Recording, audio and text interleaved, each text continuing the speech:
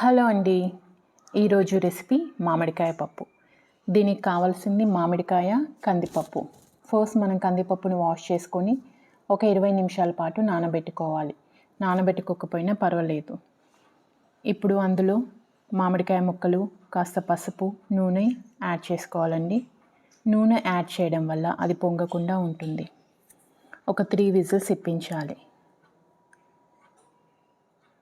ఇప్పుడు అందులో ఉప్పు, కారం, కొన్ని వాటర్ యాడ్ చేసుకోవాలి. పప్పు ఈ కన్సిస్టెన్సీలో ఉండాలండి. మరీ పల్చగా ఉంటే పప్పు బాగుండదు. ఆ తర్వాత ఆయిల్ హీట్ చేసుకొని అందులో ఆవాలు, జీలకర్ర, వెల్లుల్లి, ఎండుమిర్చి యాడ్ చేసుకోవాలి. వెల్లుల్లి, ఎండుమిర్చి మంచిగా గోలనివ్వాలండి.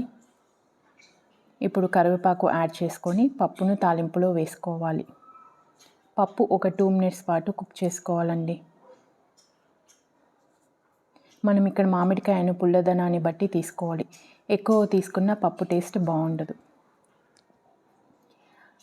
లాస్ట్లో కొత్తిమీర యాడ్ చేసుకొని స్టవ్ ఆఫ్ చేసుకోవాలి.